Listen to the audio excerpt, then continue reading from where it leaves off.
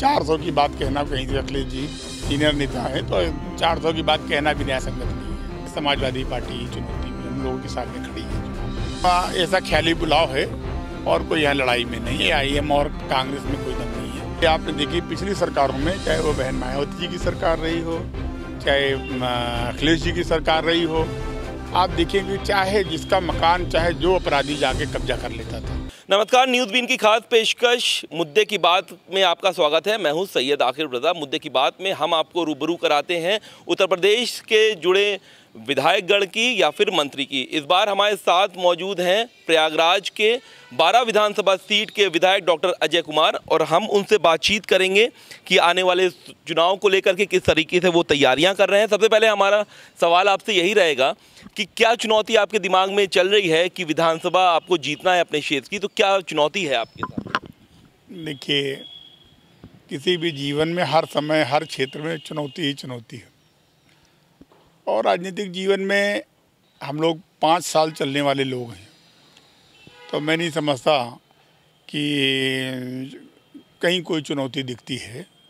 तो अपना काम कर रहे हैं, चुनौती कहीं समझ में नहीं आती हम लोग। अच्छा, अखिलेश यादव कह रहे हैं कि 400 से ज़्यादा वो सीटें जीतेंगे। पूरे उत्तर प्रदेश में 403 सीटें हैं। क्या मानते हैं कि क्या अखिलेश यादव का जो ये बयान है, क्या वो ऐसा कुछ सामने आएगा या फिर ऐसे ही है? अब किसी को सपनों पर कोई नियंत्रण तो है नहीं।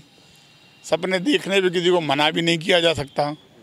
तो वो अपना उनको क्या सपने में आया होगा, वो उन्होंने अपने सपने की बात बता दी कि हम 400 जीत रहे हैं। 402 में जो चीज़ संभव नहीं है उसको बयानबाजी करके एक राजनीतिक आदमी होने के नाते एक जिम्मेदारी भरा बयान देना चाहिए था। ये ऐसा लगता है कि अखिलेश जी ने सपने की बात आके बता दी अपने। मैं नहीं समझता कि 400 की बात कहना कहीं से अखिलेश जी सीनियर नेता है तो 400 की बात कहना भी न्याय संगत नहीं है। तो किसी भी स्थिति में 400 सीट किसी स्थिति में नहीं जीत सकते। क्या मानते हैं कि किस पार्टी से आपका मुकाबला होने वाला है? कौन सी पार्टी ऐसी होगी जो भारतीय जनता पार्टी को चुनौती दे सकती है? देखिए, बहुत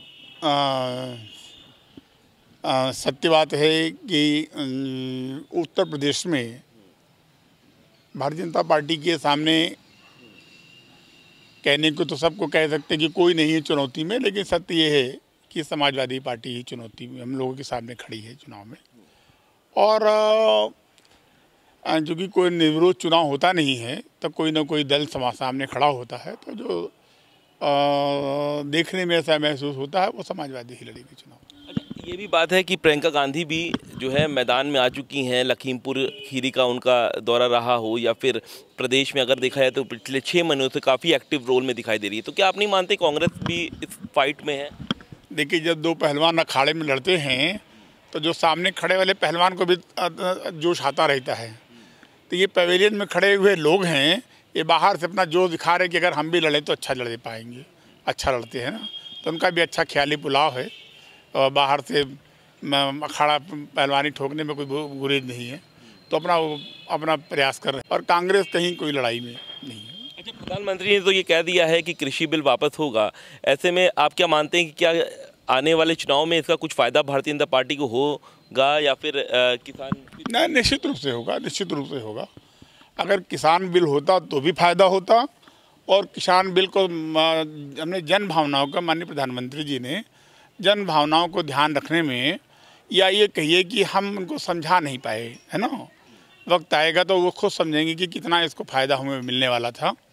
और निश्चित रूप से मैं समझता हूँ कि इसका बहुत बड़ा फ़ायदा हमको मिल। जो लोग भ्रांतियाँ समाज में फैला रहे थे कि किसान बिल से नुकसान होगा, किसान बिल से लोगों को भ्रम फैला रहे थे, तो वो भ्रम हमने तत्कालिक रूप से दूर कर दिया है। लोगों में ये बात समझ में आ गई कि हम अहंकार से भरे नहीं हैं, हम जनभावनाओं के अनुरूप काम करने के लिए तैयार हैं। अच्छा, 2 नई पार्टियां भी हैं इस बार चुनावी मैदान में, आम आदमी पार्टी और AIM-IM। क्या मानते हैं कि इससे भारतीय जनता पार्टी को कितना नुकसान होने वाला है, या फिर ये एक सपोर्ट के तौर पर? नहीं, अभी हमने बताया आपको ना कि जब दंगल होता है यहीं पर, हमारे यहाँ भारतीय परिवेश में कुश्ती होती है, तो बाहर खड़े पहलवान जो है वो अपने आप को उसमें लड़ने वाले पहलवान से ज़्यादा अपने को मजबूत समझते हैं। तो केवल उनका ऐसा ख्याली बुलाव है और कोई यहाँ लड़ाई में नहीं है। IM और कांग्रेस में कोई दम नहीं है। आप पार्टी तो में तो कोई बिल्कुल यहाँ दम नहीं है हमारे यहाँ। अच्छा, आप तो वैसे 2 बार के विधायक रहे हैं। हम ये जानना चाहेंगे आपसे, ये आखिरी सवाल भी है कि आखिर किन मुद्दों के साथ आप चुनावी मैदान में जाएंगे और वोटर से बात करेंगे, और क्या ऐसे 5 कार्य आपके रहे हैं जो विकास कार्य आपने कराए हों? पहले किन मुद्दे क्या रहेंगे? और देखिए, आदरणीय योगी जी के विकास, ईमानदारी और उत्तर प्रदेश में जो सबसे बड़ा काम सरकार की तरफ से हुआ कि आज से पहले आपने देखी पिछली सरकारों में, चाहे वो बहन मायावती जी की सरकार रही हो, चाहे अखिलेश जी की सरकार रही हो, आप देखेंगे चाहे जिसका मकान, चाहे जो अपराधी जाके कब्जा कर लेता था। बिना अपराधी लोग जो है एक एक गाड़ी में 5-5 राइफल, 10-10 राइफल, गोली बंदूक लेके लोग जो है चला करते थे। बहन बेटियां रास्तों में रात में चल नहीं पाती थीं। यानी जो प्रशासन तंत्र है वो अपने आय को सहाय महसूस समझता था कि छोटी छोटी बातों में। और आज हमारा प्रशासन तो इतना मजबूत है कि ना कि किसी का मकान कब्जा हो रहा, ना किसी का दुकान कब्जा हो रहा, ना बहन बेटियों की रात बिरात चाहे जहाँ चली जाएं कोई दिक्कत नहीं हो रही है। अपवाद स्वरूप कुछ बातें छोड़ दीजिए, तो हम सबसे बड़ा मुद्दा जो है प्रदेश सरकार का और देश सरकार का ईमानदारी है। आज से पहले आपने देखा होगा कि बेरोजगारी के मुद्दे पर आए दिन लोक सेवा आयोग के सामने जो है वो धरने प्रदर्शन हुआ करते थे। एक वर्ग, एक समुदाय के लोगों के साथ न्याय हो रहा है, लोग जो है अपने आप को ठगा हुआ महसूस समझते थे। आज आप देखिए 5 सालों में, विगत 5 वर्षों में एक भी कोई धरना प्रदर्शन लोक सेवा आयोग के सामने आपको नहीं हुआ। तो ये बहुत से ऐसे मुद्दे हैं, हमारी पारदर्शिता, हमारी निष्ठा, हमारी ईमानदारी, प्रशासन की पकड़, प्रशासन का जन सामान्य में पकड़, ऐसे बहुत से ऐसे मुद्दे हैं जो हम दूसरे दल से, दूसरे पार्टियों की तुलना में, दूसरी सरकारों की तुलना में हमारी सरकार ने अच्छा काम किया है। इसलिए मैं समझता हूँ हमारे पास बहुत से मुद्दे हैं।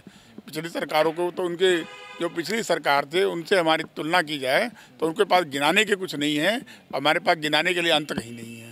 अच्छा, क्या 5 विकास कार्य जो आपने किया होगा? सबसे ज़्यादा तो हमारे विधानसभा में लगभग 350 से ज़्यादा रोडें हमने बनवाई नई। अपने यहाँ हमने महिला पॉलिटेक्निक बनवाई, अपने यहाँ हमने स्टेडियम बनवाया, अपने यहाँ हमने ब्रिज बनवाया, टॉस नदी पर पुल बनवाया, अपने यहाँ हमने मनकामेश्वर मंदिर पर जो है पर्यावरण के दृष्टिकोण से जो है उसका बहुत सुंदरीकरण कराया। आप इस तरह से देखें, जब सड़कें हमारी यहाँ चौड़ी हो गई, अच्छे स्कूलें खुल गई, तो बहुत से ऐसे काम है। मैं समझता हूँ कि मेरे कार्यकाल में इतना काम हुआ, मुझसे पूर्व शायद हेमवती नंदन बहुगुणा जी को छोड़ दिया जाए, स्वर्गीय हेमवती नंदन बहुगुणा जी को, तो मुझसे ज़्यादा काम शायद किसी ने नहीं कराया होगा। ठीक है, क्या मानते हैं कि इस बार कितनी सीटें भारतीय जनता पार्टी के खाते में आएंगी? हम पिछली बार से इस बार हम ज़्यादा अच्छा प्रदर्शन करेंगे, ऐसा मेरा मानना है। और अच्छा, क्या मानते हैं कि आने वाले चुनावों को लेकर के अब महंगाई भी एक, जनता कह रही कि महंगाई भी एक बड़ा विषय रहने वाला है, तो महंगाई के लिए पार्टी क्या कर रही है? हम पार्टी को की तरफ से भी और इस तरफ से पब्लिक को समझाने का प्रयास करेंगे कि जो विगत 2 वर्षों में हमारा जो कोरोना के कारण जो आर्थिक व्यवस्था हमारी गड़बड़ाई है उसको ठीक करने में थोड़ा सा महंगाई का अंतर आ गया है। तो हम कोशिश करेंगे कि इसमें महंगाई को कम करने का भी प्रयास करेंगे और पब्लिक को समझाने के लिए भी काम करेंगे कि कभी कभी जब हम घर बनाते हैं तो अपनी आवश्यकताओं को हमको सीमित करना पड़ता है ना। तो थोड़ा सा हम अपनी आवश्यकताओं को सीमित करके एक अच्छा घर बनाने जा रहे हैं, अच्छे राष्ट्र का निर्माण करने जा रहे हैं। तो निश्चित रूप से राष्ट्र का जब हम निर्माण करते हैं, घर का निर्माण करते हैं, अपनी आवश्यकताओं को हम सीमित करने का प्रयास करते हैं और हमको लगता है कि पब्लिक हमारी जन भावनाओं को समझने का प्रयास करे। तो विधायक जी, हम ये माने कि अब की बार आप हैट्रिक लगाने जा रहे हैं? निश्चित रूप से सरकार का ऐसा काम है, सरकार के बल पर हम ये उम्मीद करते हैं कि हैट्रिक लगना चाहिए।